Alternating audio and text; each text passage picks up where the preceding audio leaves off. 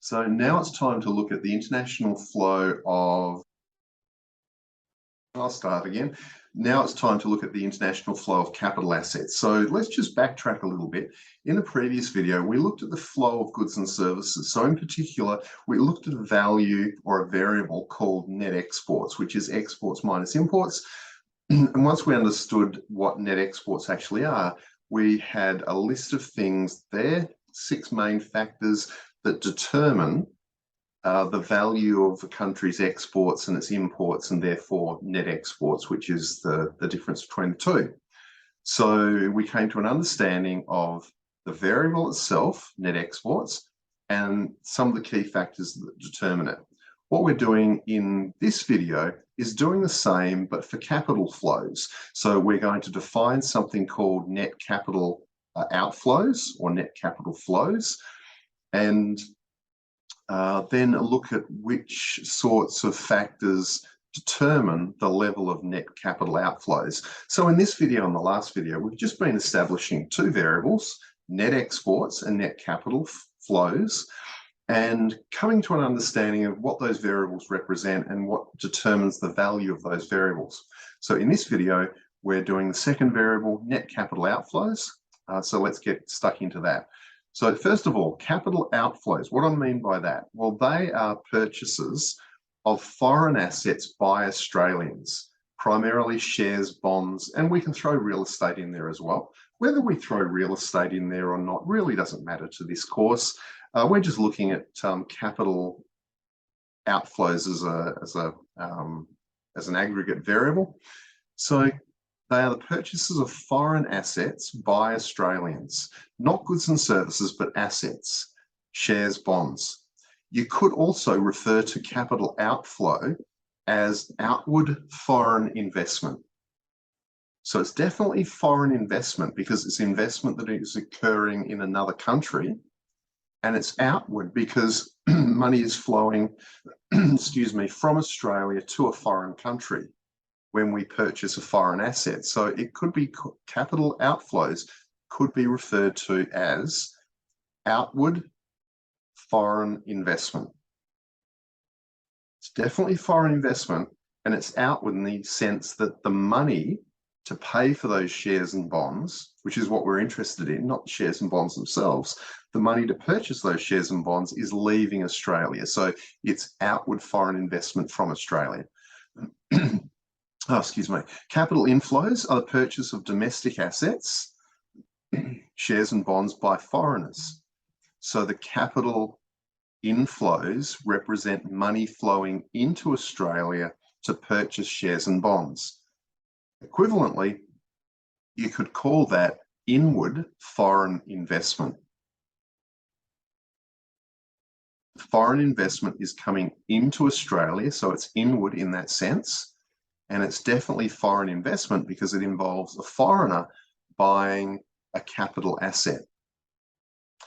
And then the difference between the two, net capital outflows, is just capital outflows minus capital inflows, just one variable minus the other. So it's the amount of money that Australians invest overseas, primarily in the form of shares and bonds, but other assets are included in these values as well, minus the amount of money foreigners send into Australia or invest in Australia to purchase assets in Australia. And so this variable, net capital outflows, is closely related to net exports. And that's what this topic is all about, seeing how the value of our net trade and the value of our net foreign investment, how those variables are related. So you could also call this net foreign investment. Same thing. Okay, so then many factors influence international investment flows. By international investment flows, I just mean capital outflows, capital inflows, these variables right at the top here. So obviously the interest rates paid on foreign assets and the interest rates paid on domestic assets. More correctly, it's the interest rates on bonds and maybe the dividend yield on shares. Also, the perceived economic and political risks of holding assets abroad. That's why Australians probably invest more in the United States than in perhaps riskier Central American economies, as an example. And then also, and I'm talking about riskier Central American economies, I'm sort of referring to the political risk in a lot of those countries. They do have sort of real political risk, much greater political risk than in the United States, which is viewed as politically much more stable. And then also, finally, what will influence the amount of money, investment money moving in and out of Australia and in and out of any country will be government policies that affect the foreign ownership of domestic assets as well. Okay, now in this course, what we see in reality is most investment money that moves between countries moves in and out of bond markets. The next largest category is shares, and then a long way behind that is real estate. So in terms of foreign investment into Australian bonds each year, we're talking tens of billions of dollars. In terms of Australian investment in foreign bonds, we're talking about tens of billions of dollars a year. So it's a lot of money. And one of the big driving forces of those money flows between countries that go into bond markets will be relative interest rates, which I've sort of got down there in the first 2 dot points. So if interest rates are slightly higher in Australia than in the US, we'll tend to get more money coming into our bond markets from foreign sources. That is foreign investment. And we keep track of all of that money by measuring, the Australian Bureau of Statistics measures the inflows and outflows of that sort of foreign investment money. And it's recorded in something called the balance of payments, which we are going to introduce very, very soon. Okay, so what we know is that net capital outflow, or NCO, is just capital outflows minus capital inflows. Most of the capital outflow and inflows in terms of Australia, most of that money moves through bond markets, but a large amount moves through share markets. And then the rest is sort of sprinkled throughout other asset markets, including real estate, but most through bond markets. So then we've got an understanding of that variable. And we've got an understanding of some of the factors that will influence the amount of money we're talking about in terms of capital inflows and outflows.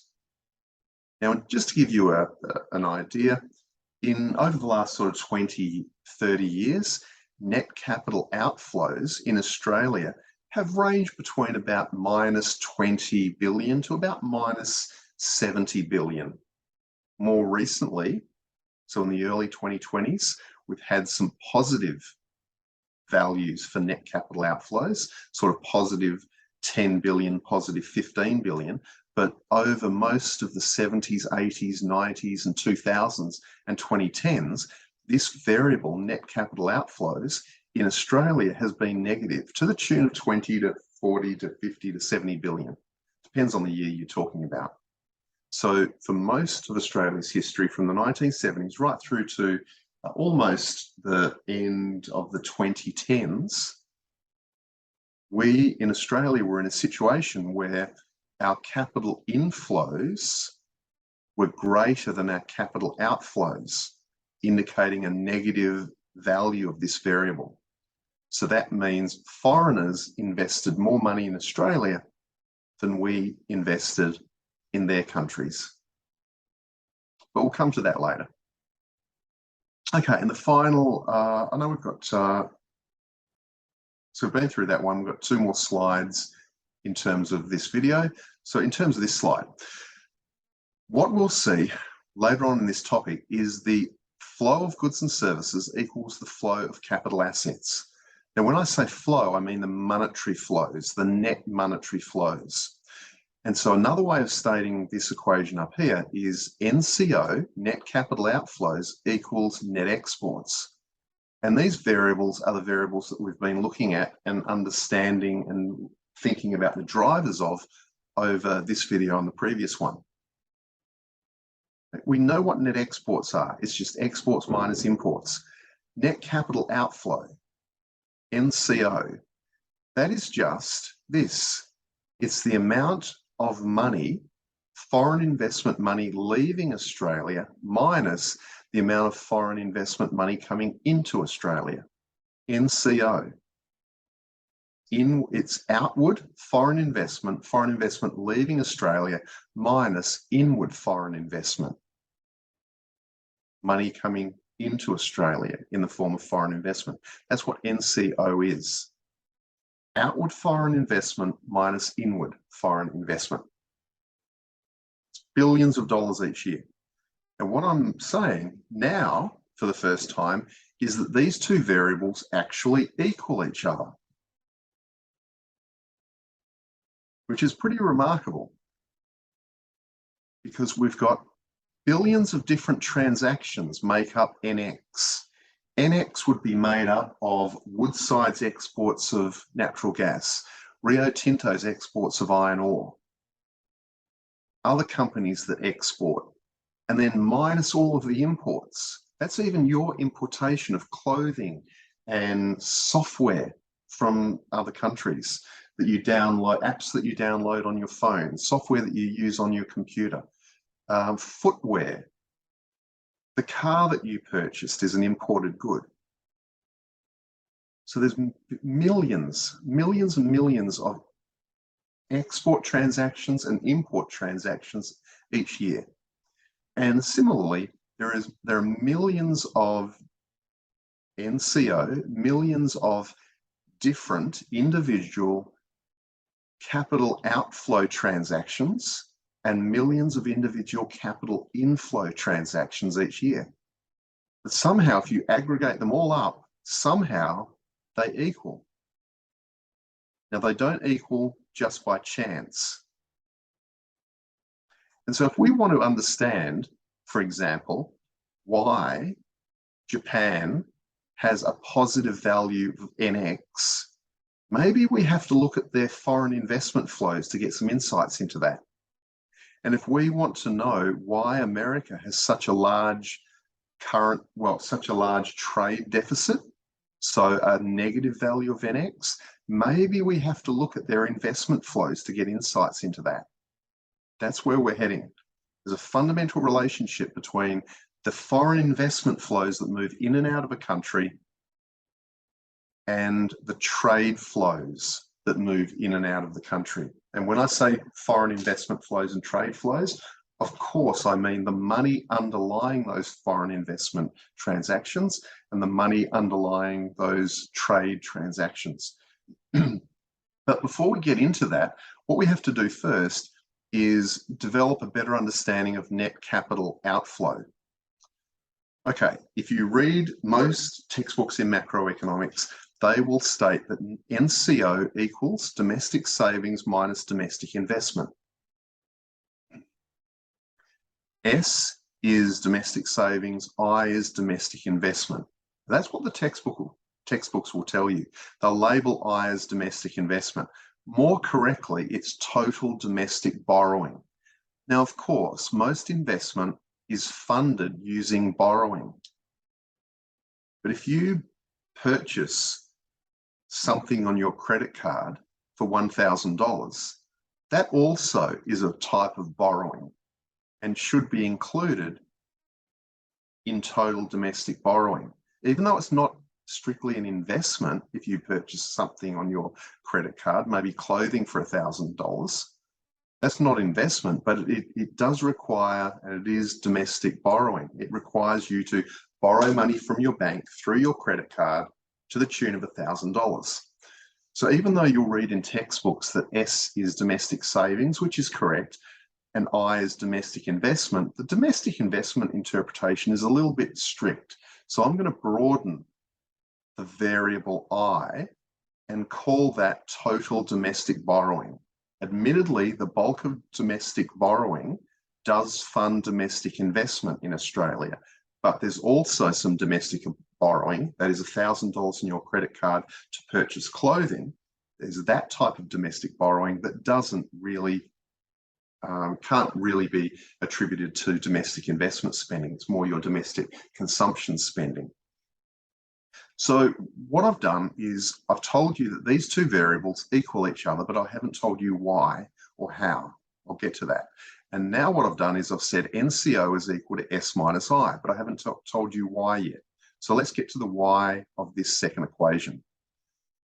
Okay, let's assume, I'll just make up some numbers. In Australia, in a given year, savings are equal to 500 billion and investment is equal to 350 billion. That's not too far off the mark. I think in Australia, in a typical year, savings are probably closer to 200 billion rather than 400, but these numbers are fine for now. We're just illustrating a concept. Okay, so S is 400 billion, I is 350 billion, and remember, I'm interpreting I not as domestic investment, but as total domestic borrowing. The reason I'm doing that will make sense very, very soon. So what we have in Australia is we have excess savings of $50 billion in this year, because all of that investment spending will need money to finance it. That's a feature of investment spending. Companies will need to use savings, typically borrow money in bond markets to finance that investment spending.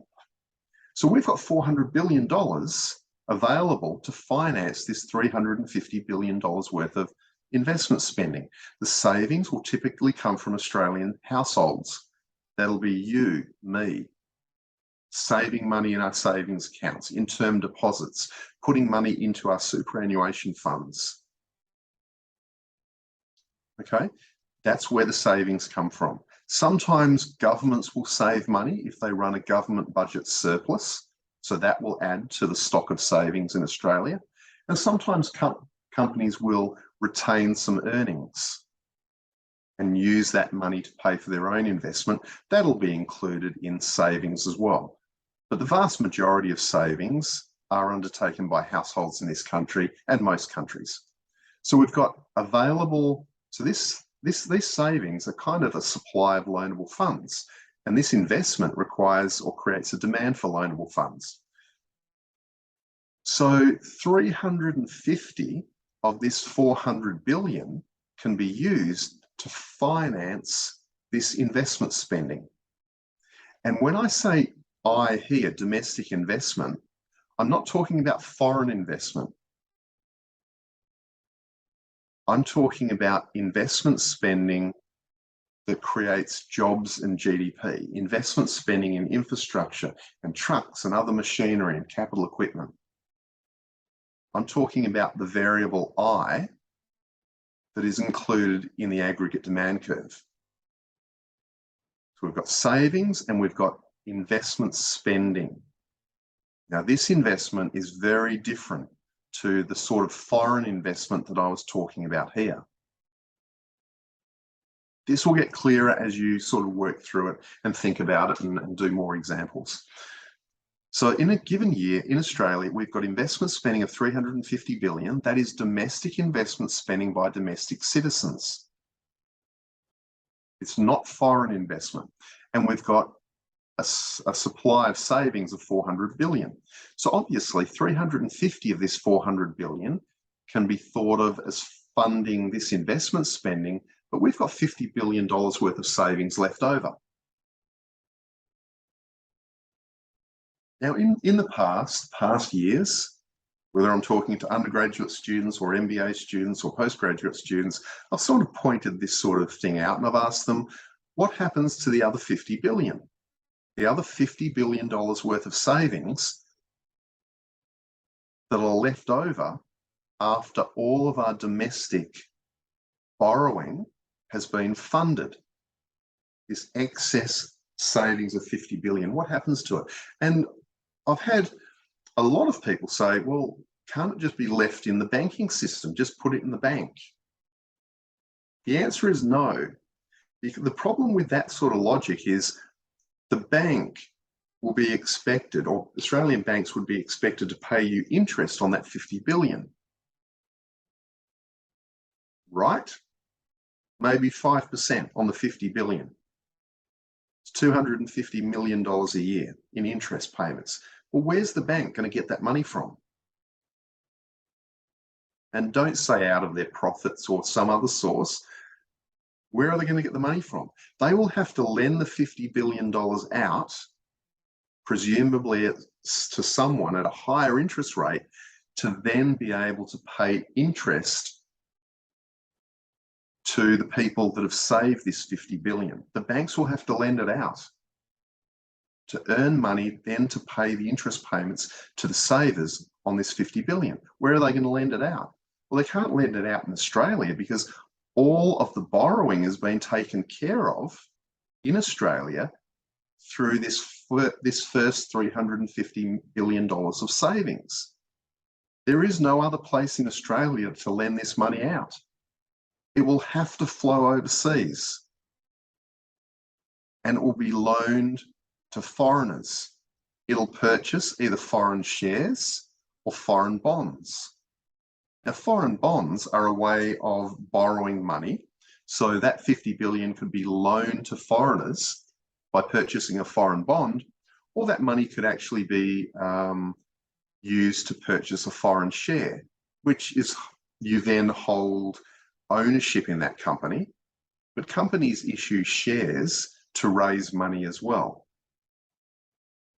So in a sense, when you buy a share of a company, in a sense, yes, you are purchasing part ownership in that company because a share gives you ownership entitlements.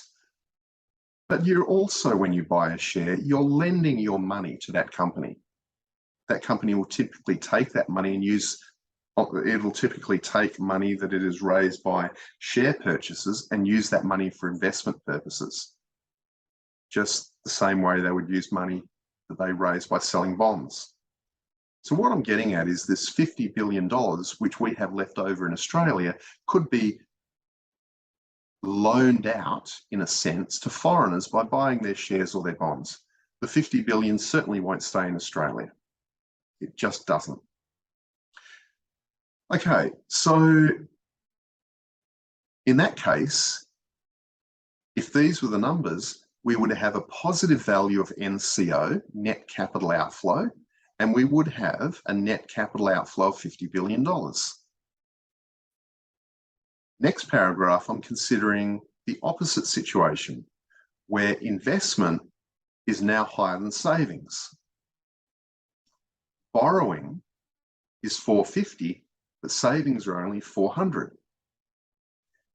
Now, if we know that borrowing was actually 450, so this value of 450 now, that is not the desired level of investment spending. That is the actual level of investment spending that occurred in Australia, say last year. It's not the desired level, it's the actual level.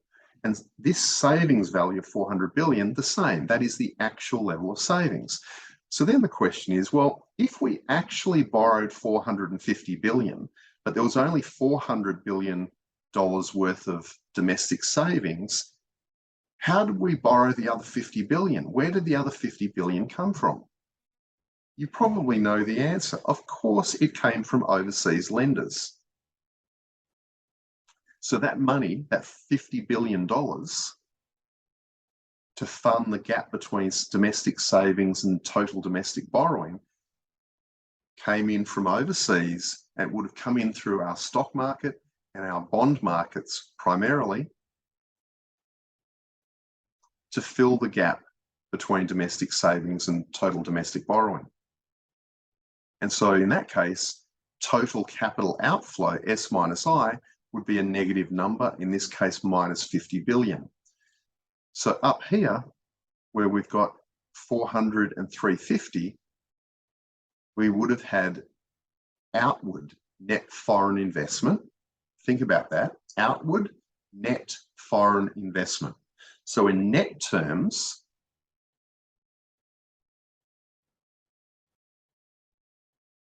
we had outward foreign investment. So that means that in net terms, $50 billion left Australia. And down here, we had inward net foreign investment of minus 50 billion. Now, as I've already indicated, since around about the early to mid 1970s in Australia, S has been less than I, indicating that over most of the last 50 years or so, Australia has had inward net foreign investment.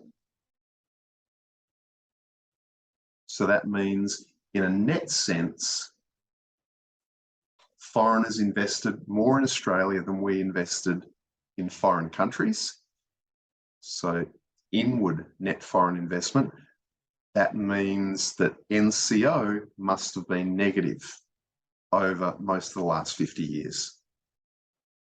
Okay, so hopefully that is making a little bit of sense. It might take you a little bit more time. You may need to listen to this again, read the slides, go back and read the various required readings in this topic, but slowly it will begin to make sense. And that's the same with, you've probably worked this out by now, but let's just reiterate. If you don't understand anything in any university course, it's just a matter of going back over it again and again and again until you get it.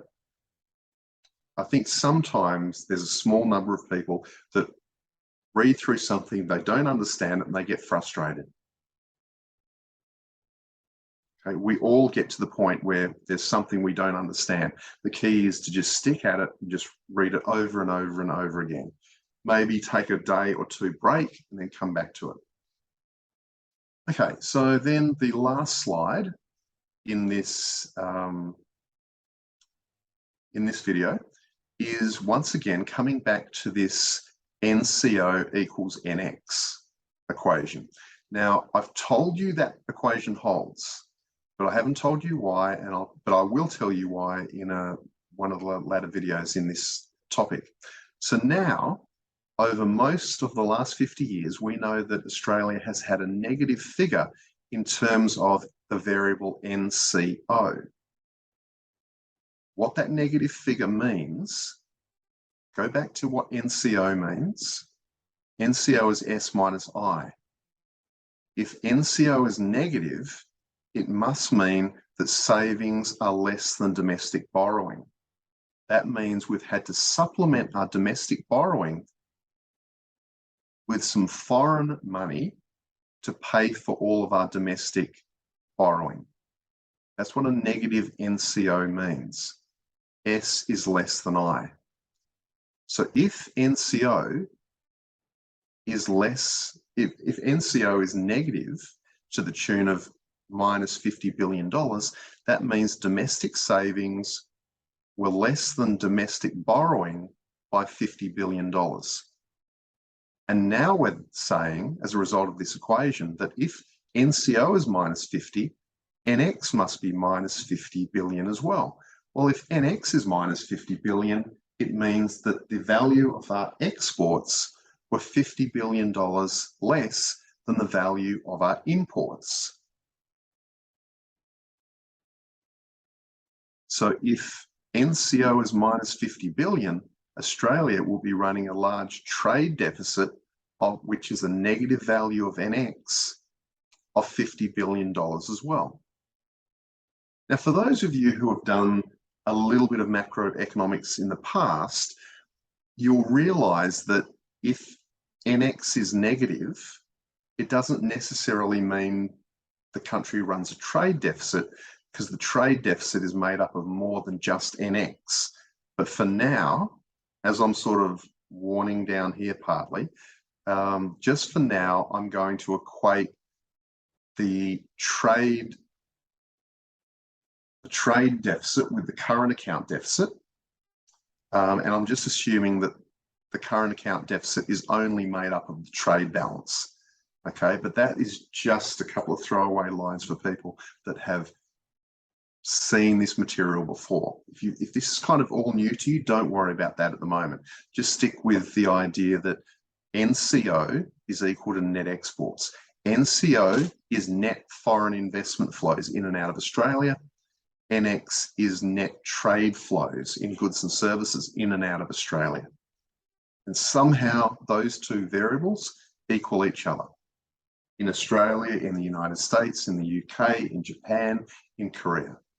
All countries around the world, there is a fundamental relationship between a country's trade flows and its foreign investment flows.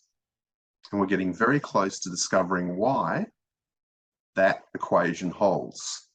Once we understand how that equation holds, we'll be able to do some very interesting analysis and look at countries around the world and understand why, what has happened to those countries, why it has actually happened.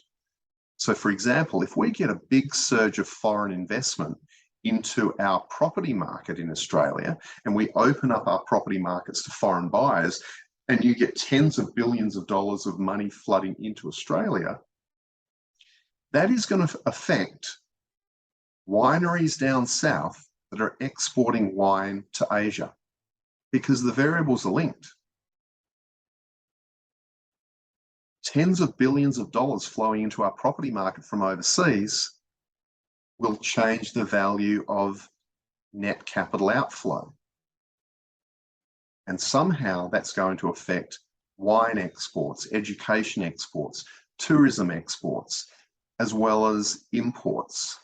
So the two are linked. Now, I don't want you to start thinking in depth about how a big surge in foreign investment into Australia's property market will affect wine exports as an example. Just forget that. But do remember that trade flows and investment flows in our country are fundamentally related, and they will affect each other. And once we understand how they affect each other, we'll really be able to begin to understand a lot about macroeconomies and financial markets and what's happening in the world today, what will happen when it happens in the future, and we'll be able to understand the past as well. So that's the end of 5.3, and I'll leave it there.